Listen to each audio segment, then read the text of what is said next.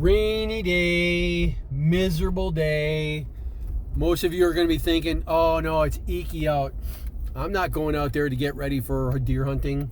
Guys, newbies, old guys, veterans alike, this is exactly when you need to be out there practicing. You need to know what it feels like to be completely miserable on those wet, rainy days when you're up in the stand, because you don't know when the shot is going to appear. And I promise you, you are not going to be warm and sunny and dry, strong when it happens. It's going to be all exactly the opposite. So you better get used to feeling, to knowing what that feels like when you feel like crap.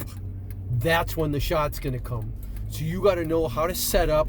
You got to know what anchors. You got to know what landmarks, what things you got to do in order to take your tired, useless, worn out body, cold, wet, stiff body, and how to make a good shot then, not after 20 or 30 shots of warm up in the sun. It's got to be like crap. So we're going back to the range to shoot right now.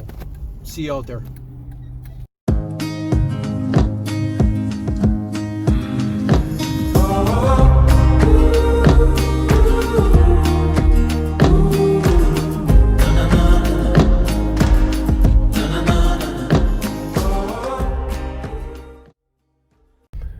Okay, so here we're coming into Blackwell Forest Preserve Archery Center. It's a rainy day. In fact, it looks like, according to my gauge, we got over an inch of rain in the last 24 hours. Not good for fishing. Not the best for hunting either, but it means everything's going to bed down and start to cool off. So let's go in here. We're going to shoot, just like I said before, we're going to shoot 15 shots today at the most in 30 minutes. We are not here to get warmed up. We're not here to get stretched out. We're not here to get strong. We're here to learn again and again and again what it feels like to have to take a critical shot when you're cold and wet and stiff and weak. That's what we want. We want to learn how to gather your senses, how to gather your head, your presence of mind. Tired as you are, everything, we don't care. We have to take that shot, and you have to know what it feels like to shoot under totally cruddy conditions. That's what we're here to practice. Yesterday we were going after deer that were quartering away. Today we're going to shoot at broadside, since the one condition that we're going to practice is, well, we'll shoot at the front of the deer too. The thing you guys got to know is, when you're shooting at the front of the deer, you're actually shooting through all of its armor. So it's a tough shot. You're probably better. Honestly, you're better when a deer's quartering towards you. You're better off waiting. Eventually he's going to walk past you. And if he's walking past you, he's going to be momentarily broadside. And that might be the shot that you want to take. All right, so here we are at the very same little laboratory. Let's go get set up. I'm going to pause. Okay, it's a wet, cold, rainy day. Miserable. The high 50s. It's not bad because it's not windy right now. That'd make it miserable. And we're going to learn how to shoot when our fingers are cold and stiff. And we're going to learn how to shoot at a deer that's quartering towards us. Not the best shot in the world. I mean, short of the deer walking right at you and looking right at you, it's the shot you probably don't want to take. Let's go down and look at the target and see where you're going to put the arrow and why you're going to put it there on the outside, so that you know where it's going to end up on the inside.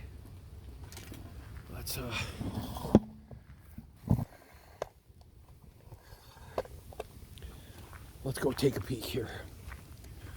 The front of the deer is the part that's gathered and tied. So it's quartering at me and facing to the left.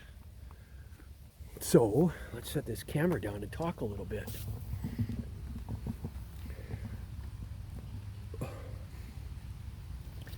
If I shoot this deer where the normal on the outside for a broadside, this would be right here. This is going to be the landmark. The landmark for a deer if you were shooting it sideways. Because if you shoot it sideways, that means you're going to be passing through the lungs and the heart by the time you enter the deer's body right here. But if I shoot at this location from quartering towards me like this, what's going to happen is that my arrow is going to end up only going about still the same distance, the same penetration. So now it's going to be in about this far, not through the heart like I want it to be.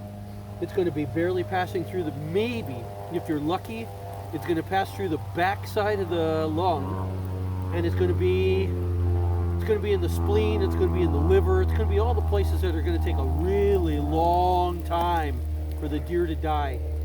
It's going to run and run and run, because it's got one lung, it's going to be coughing. You're going to lose that deer. So you don't want to be trying to enter the body from this position. Remember, what you're trying to hit at, guys,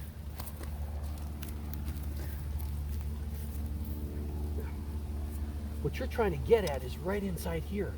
You're trying to get at the heart, and the heart is way down here, inside the chest cavity, inside the armor, behind the armor plating that is its rib cage. It's way down inside here.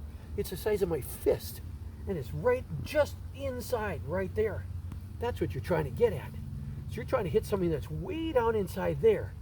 Now ask yourself, if that's what I'm trying to hit, if it's in the center here, this has to be my front. You're literally going to be aiming at what seems like almost the front of the deer. And you are definitely going to be punching through some of the toughest armor plating that deer has. Its sternum, typically not made out of bone. The xiphoid process, the sternum, it's going to be thin, but then there's going to be the armor plating that is its rib cage. That's going to be big. This is a tough shot, guys. So we're going to try it. We're going to try shooting there. You're going to get penetration, get the same penetration. It doesn't change. You're only going to get about this far. And if you're lucky, you're hitting the heart. But chances are you've got the lung on this side and the lung on this side. You're not going to hit the lungs, which means you might cause it to bleed to death. But if it can breathe, it's going to run. And if it's going to run, it's going to run far. So this is a high risk shot.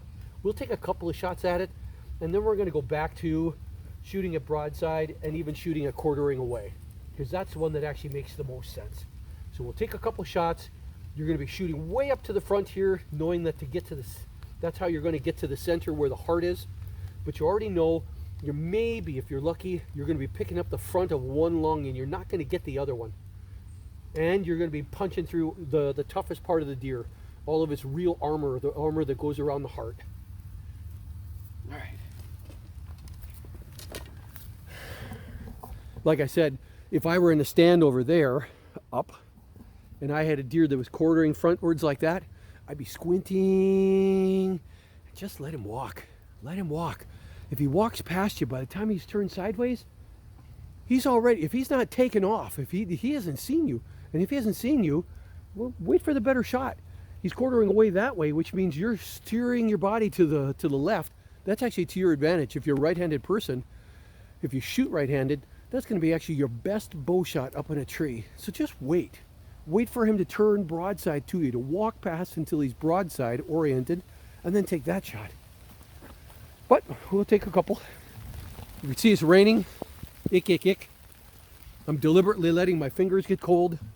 It's not cold enough I'm going to start chattering or shivering or anything like that. What's the reason that you actually do all of this? You want to get used to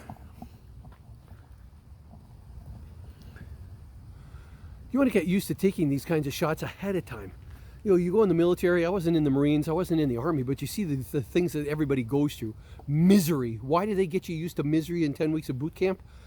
So you're used to it. So you're not surprised when you meet that misery out on the battlefield, and you can focus on what's important. We need to focus on what's important, so we need to get used to crappy conditions.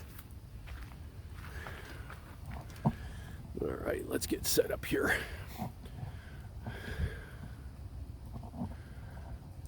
I'm going to go through the same kind of motions I did before. I am totally cold. Every once in a while when I'm sitting up in a tree, when I'm sitting up there, I'm going to stand up. I'm going to move my knees back and forth. I'm going to kind of like rehearse. I'm going to lean against my strap. I'm going to pull back and hold. Try to warm those muscles up a little bit. But it's all in vain. Ultimately, the shot comes, and you get a surge of adrenaline through your body. And if you're lucky, that surge of adrenaline is going to make you focus, not make you panic. It's not going to make you jittery. It's kind of amazing what actually happens. So I'm shooting completely cold. I have not even stretched out, nothing. The deer's there. Here's what the shot picture is going to look like. I see him coming from behind the tree over here. I know he's coming in at the 20-meter mark, 15-meter mark. He's coming in through there. I'm not letting him know. I hear him, I hear him, I hear him. I hear him, I hear him, I hear him, I hear him. I'm watching. And this is about what the sight picture is going to look like for a quartering towards your shot. Right there is where I'm trying to aim for. And it's going to seem a little low. Let's go for it.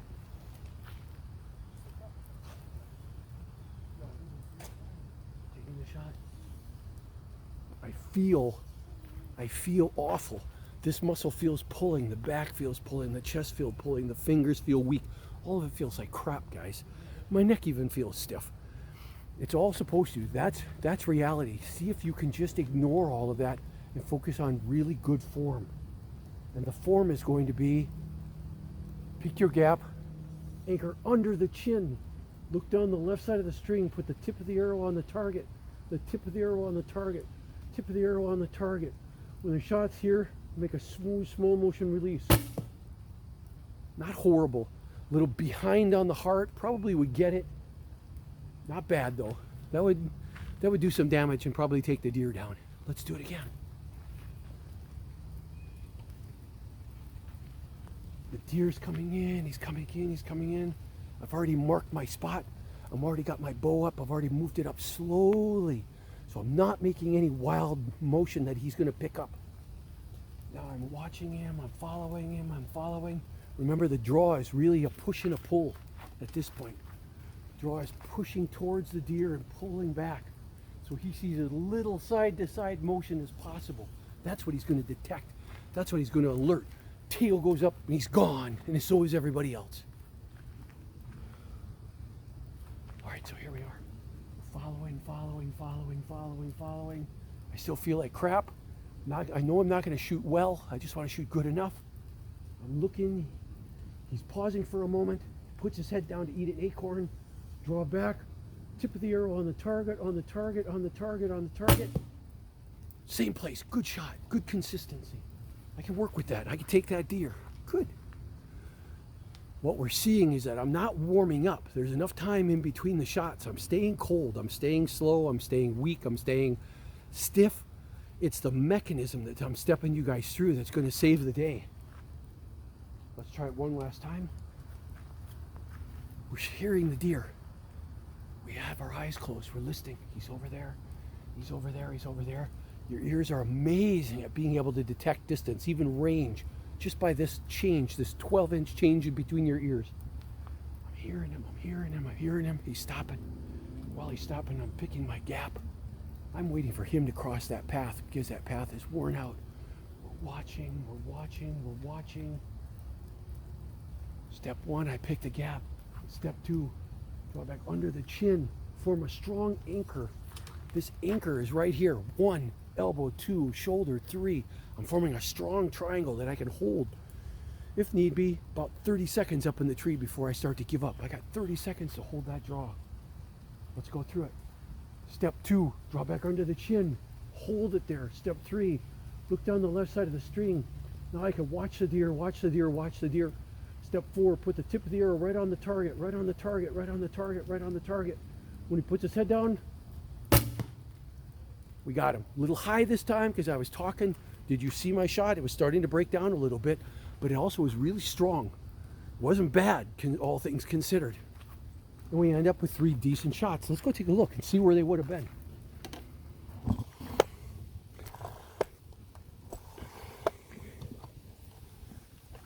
Still just a nice rain. Truth be told, guys, this would be a great day to be up in a stand. It seems like everything's going on. And there we are. This shot coming in dead center on the heart. Good shot. Even though it's slightly high, I'd be picking up probably the top of the heart, maybe even catching part of this lung and part of this lung on this side. These two, I'd be catching lungs. That's the honest God truth of it. if the leg is right here and the heart is right here, it'd be really tough on these two arrows to think that I'd be picking that heart off. Now, I got a 3-sided broadhead. It's going in, it's cutting everything along the way. So it's cutting pulmonary veins, pulmonary arteries, everything that's going on between the lung and the heart. So even if I don't hit the heart, I'm catching some kind of a major blood vessel, and I'm catching a lung. The lung is going to keep that deer from going very far. Deer don't run by holding their breath. They breathe, which means if you give them the ability to breathe, they're going to use it as much as possible to get away. So they're gone. You want to try to take a lung out and make it hard on them. But you also want them to bleed to death, because that's going to, you know, it's the most humane way to try to take the deer. If you can pick up a heart and pick up a lung pick up the heart, pick up a lung at the same time. And if you stay the hell quiet, don't move. Follow the deer with your hand, with your hand, with your hand. Look for that landmark like I told you to, and just sit still. Let nature take care of the deer. He's only going to run a little ways. I think the longest, God, you see that yellow target over there? Actually, yeah, that yellow target over there. That's the farthest I have ever had to track a deer in my life. And he ran from 36 yards over that distance. He didn't even run 80 yards. He didn't even run 70 yards. And then he stopped because he didn't hear anything chasing him. So you can imagine he's taking his breath. He's like, guess there was nothing. Don't know what happened. I don't feel so good. But there's nothing chasing me, nothing making noise. So I'll just take a moment here and rest. And then he never gets up. Mission accomplished. You get the deer, but you also don't have to worry about, trying to find him a mile away because you scared the crap out of him and he took off because you made him, you forced him to. What else was I going to talk about today? My hand is wet. Try to keep your hand dry. Try to keep this hand dry. This is the shooting hand. This bow hand, the one that's holding the bow, it can't afford to get wet. But if you wear one of those little mufflers like I was telling you about that I have, that actually does a fantastic job of keeping everything dry and as warm as it can possibly be, out in the real world while you're waiting for the shot to come. That's it for today. It's Mark Vogt with VOGTLAND Outdoors. Watch for the next segment as we get ready for bow hunting season in only 2 weeks to go. See ya. Freckles. Hi, baby. All right, I'm still talking. That was only my first 3 shots, and they were actually pretty good. Speaking candidly, I'm almost tempted to stop. It's a real struggle. I enjoy shooting. I want to just sit here. I want to shoot some more. But I also don't want to get warmed up. That's the whole point. So I'm killing time, trying to talk. There's no reason to change the distance. 15 meters is fantastic. I know. I was shooting straight down this line. I'm going to try shooting from a different angle. I'm going to try shooting from here. We're going to pop my tripod back down. And now this looks like it's about a 20-yard shot that we're taking. Let me get this fixed. So now we're taking a 20-yard shot. How do I know it's a 20-yard shot? I know it because I just walked 7 meters in this direction from what was already a 15-meter shot, which really means it's almost a right triangle. So I've got 15 by 7.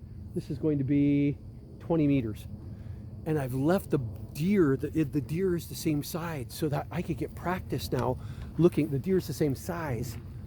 So I can start looking at that bag and get used to the idea that that's what a deer looks like. That's how much space it takes up in my sight picture at 20 meters. I want to get used to that. I don't want to be looking at all of these other targets. All they're going to do is confuse you. And my God, all it takes, guys, it takes 5 yards that you're off. 5 yards. And you'll shoot 6 inches high right over the top of the deer. Or worse yet, poof, you put it down right underneath his belly. Oh God, is there anything more humiliating? And the deer doesn't even move. It doesn't even move because you shot right under the belly you missed. Aye!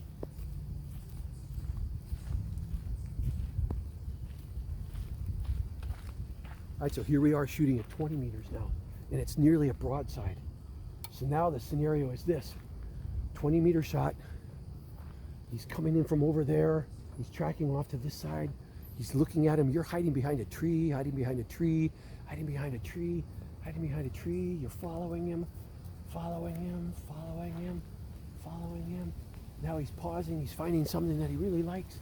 He decides he's going to put his head down, and that's when you draw. Draw back under the chin, and draw back as slow as possible, because this is the noise he's going to hear. You hear that? That's a one time you got to try to make as little noise as possible. Draw back under the chin, look down the left side of the string, tip the arrow right on the target. The benefit of the VOGTLAND shooting method, the tip of the arrow is on the target.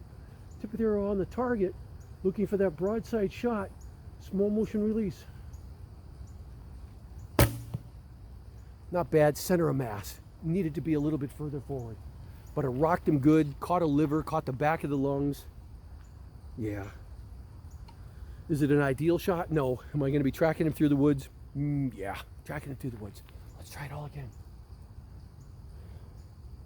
He's coming through the woods. He's over there. He's stopping. Oh, God, he's screwing around. Oh, now another buck just came up next to him. Wait, they're hearing something over here, so now he's starting to walk. He's not sure if it's another big buck that he should be afraid of, or if it's a doe and he can't get her scent because the wind's all blowing away from him. It's blowing from him towards that way. So he starts walking. It's not a wise move for him. Most deer always walk upwind. But he finally walks in that one spot. He decides he's going to pause, not for any reason at all. But we've been tracking him. Draw back under the chin, look down the left side of the string, put the tip of the arrow on the target. On the target, on the target, on the target. Small motion release. Shut up and over. You guys remember what I was telling you about during the field archery? I can't talk and shoot at the same time. Nobody can. Shit. All right, one more time. Here he comes. He's coming in at 20 meters. 20 meters, 20 meters. I've already got it up near me. I'm just watching like a scope. I'm sitting here watching him like this. Watching him move, watching him move, watching him move. So that this sight picture, if he ever glanced up here, he's going to see the exact same sight picture. He's going to see me the same way. No motion. Up, down, left, right, nothing. He's just going to see another couple of branches he's never seen before. We're watching him, we're watching him, we're watching him, watching him. Now he pauses, we draw back under the chin, look down the left side of the string, tip of the arrow on the target, tip of the arrow on the target, tip of the arrow on the target. Another decent shot. It's low. It's going to catch those internal organs just inside his rib cage. It's a little behind, but I'd pick up the edge of a lung. I'd be doing something right there. I'm still tracking. Not bad. I'm going to end up with that deer. He's going to run through the woods, but he's not getting away. He's going to be the one that goes off 80 yards if I shut my mouth, close my eyes, and just let him run for a little bit and not make him feel spooked. I'm going to pause and we're going to go pull those arrows. Actually, let's go look at him.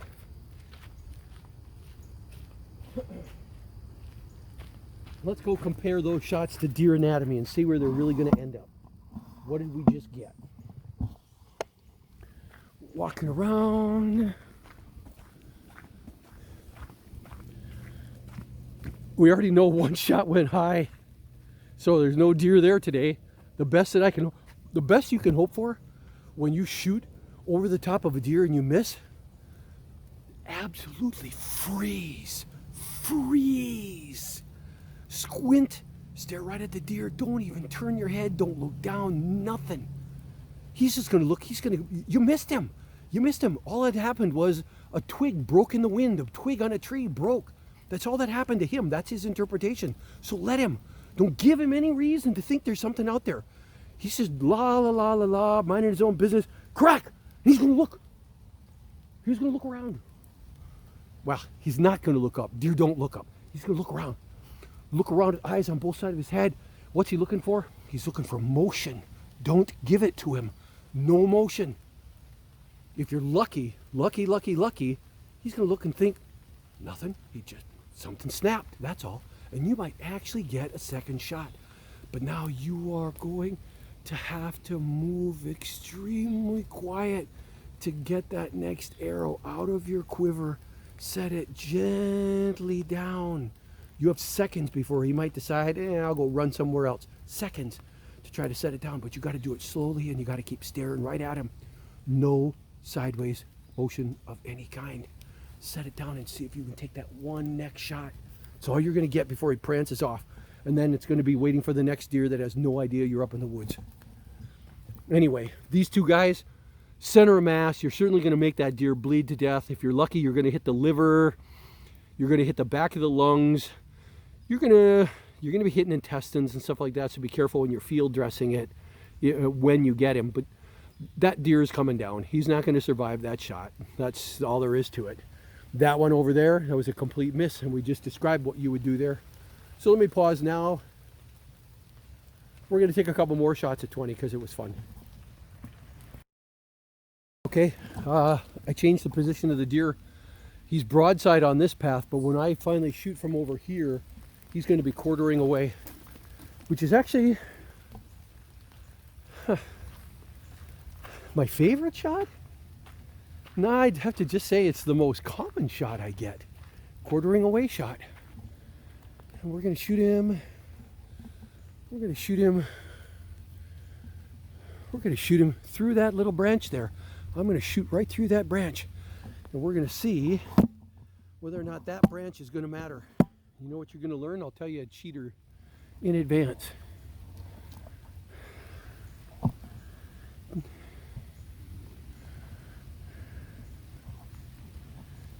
Gotta get this, I gotta get my tripod adjusted so it's sitting straight up even though it's on an incline. If you're wondering what that's all about. What you guys are gonna find out is those little branches right there, they don't mean anything to an arrow. It's gonna go right through like they didn't exist. Last 3 shots of the day. Last 3 shots of the day. All right, here he's coming in. He's walking right by me, but it just so happens that I've been facing this way the whole day. And now he actually, when he was broadside to me, there was a tree right in the way here, so I can't take that shot. I gotta wait until he clears that tree, clears that tree, clears that tree, and this is the shot. What am I aiming for? The rear hip just to the front of it. Not behind the front, or the front shoulder, not behind the front elbow, that rear hip just ahead of it. We're coming in at an angle, and that's what's going to spear in, get the back of the lungs, get the back of the heart if I'm lucky. All right, here we go. He's coming in, he's coming in, he's coming in. I'm already tracking him. All he sees is the point when I'm staring at him, staring at him, staring at him. I see him pausing, but I see the couple of twigs right in front. Doesn't matter. You have to imagine where the deer is. Draw back under the chin, look down the left side of the string, tip of the arrow on the target, on the target, on the target. Front of that thigh, front of that thigh. A little high in the rear, but we'll take it. It actually caught me right here. Dang it. Happens too. Let's do another. We're already watching him. We've already picked our 20 meter mark, 20 meter mark, 20 meter mark. We'll follow him past this tree where he was a broadside, but I can't do anything with it. Now it's too shrubby, too shrubby, too shrubby, too shrubby, too shrubby. For just a brief moment before he ducks off and goes out of the way, I've got one shot. Draw back under the chin, look down the left side of the string, put the tip of the arrow on the front of right on the target, and slow motion release. Oh yeah, that's gonna be okay. It's still gonna end up being in the very, very back of where his lungs are, but that's not a bad shot. Last one. This one's going to be the best one of all because I'm practicing now. He's coming in way over there. He's walking past trees. He's winding in. Now he left. He went back, but now he's coming back again. He's coming back over here. Now he's actually too close right underneath that tree. And now he's starting to walk back. And it looks like he's going to go underneath that maple tree because it's raining. Now's my chance. Draw back under the chin. Look down the left-hand side of the string. Tip of the arrow right on the target, right on the target, right on the target. Small motion release. Went up and over the top. I'm gonna go pull those and we're gonna go look. Okay, my hand is cold and wet. The rain's getting colder. I've got shrubs, little twigs, tiny little sapling standing between me and the deer, and it's a very much quartering away shot. That's a shot I will always take every single time, because my arrow is going to punch right through that foliage. It's tiny, tiny compared to the width and the weight of the shaft itself. Oops, dropped an arrow. It's when you start seeing, it's when you start shooting through timber that's on the same size and the same mass as your arrows that you're going to start experiencing problems. But those twigs, I already walked by them.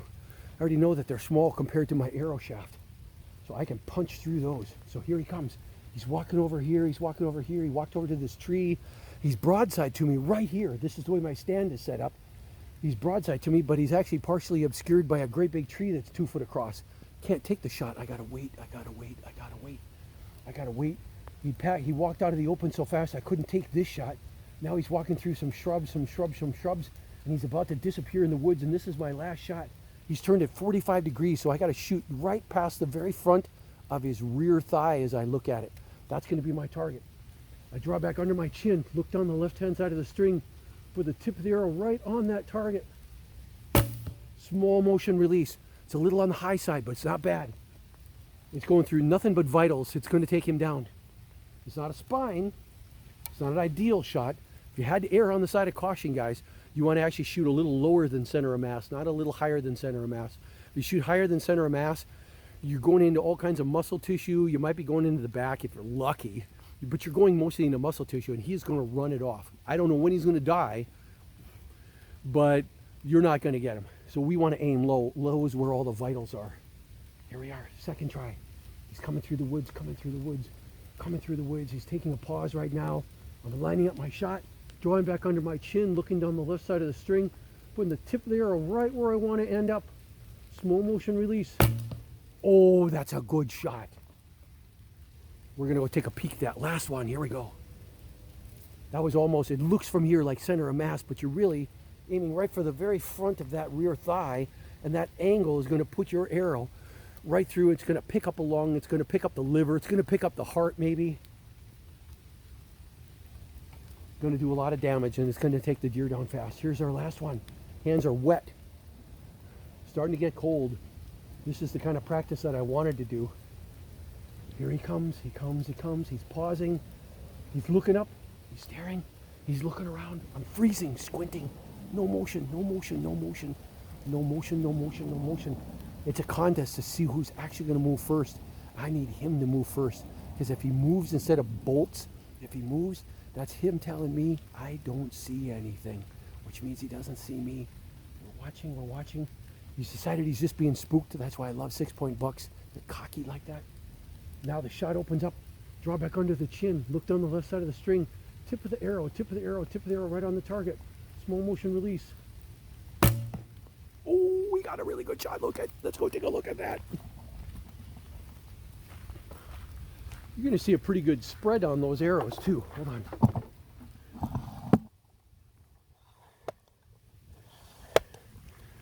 Let's go take a peek here.